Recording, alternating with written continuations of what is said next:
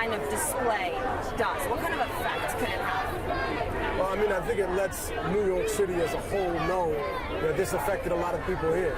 You know, a student down at Cooper Union, you know, had her eye blown out by Israeli commandos. I think it makes it difficult for the world to believe that you peacefully wanted to investigate what was on a ship by jumping on it off a helicopter from a rope in the middle of the night.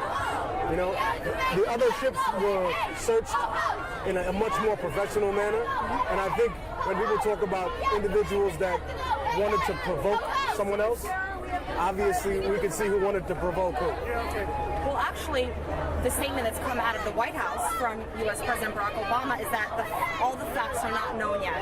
The U.S. has not condemned Israel, the only member of the Security Council that did not condemn Israel.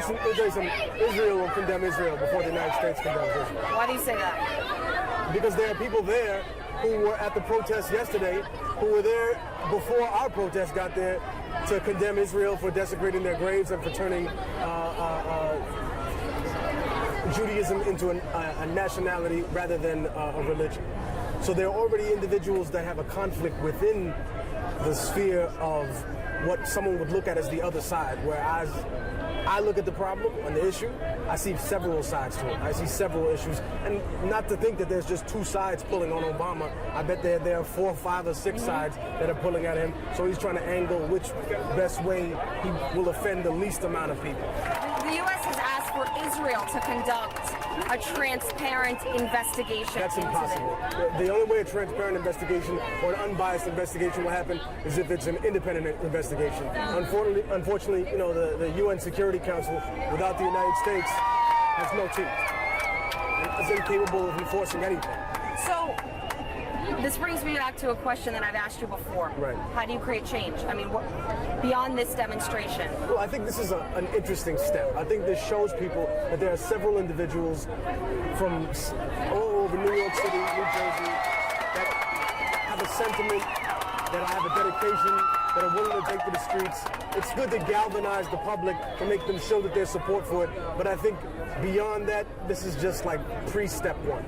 You know, there are some people who go home from this and never do anything besides that, which I think is a shame. And then there are some people who really just see this as a catalyst for everything that comes afterwards. I know it's easy to lose heart when you look at these and you say, well, what can I see concretely that came out of it? Did Israel change its policy?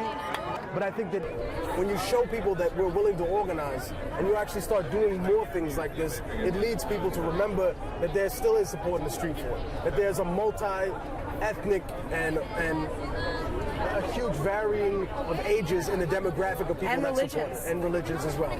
So I think that's another important thing to do, because you can only say so much in an interview or in a movement, but if you see, you know, 3,000 Orthodox rabbis that are protesting in the state of Israel, if you see young people from every nationality that are here, you know, it tells you something about the diversity that's involved in the questioning of Israel's foreign and domestic policy, and the fact that people are here to question and they're here to have, you know, open debates. There's been no violence, there's been no fights, there's been no drama. If anything, the protesters are the ones that have gotten harassment from some people on the street. What do you think it's going to take?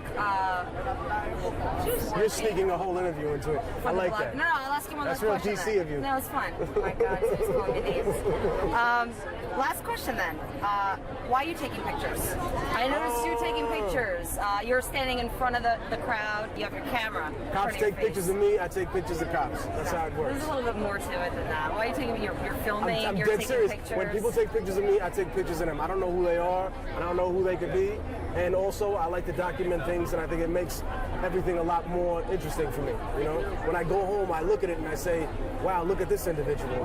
Where are they from?" You know, a 16-year-old child next to like a 90-year-old grandmother. I think that contrast is very interesting. I think that's a part of filmmaking as well. I mean, you'll see that when you go home and have to edit these shots and say, "Wow." We're not editing. All right, I'm sure. We're leaving it raw. I'm sure we're leaving it raw. No, look. In America, there's the freedom of speech. There's the freedom for people to protest. There's the freedom for people to have a voice to complain against their government. Once that voice is gone, once that freedom is gone, the only thing left to us would be armed revolution in the streets. You think that's next? If this disappears, yes. Because I think that people can only take so much.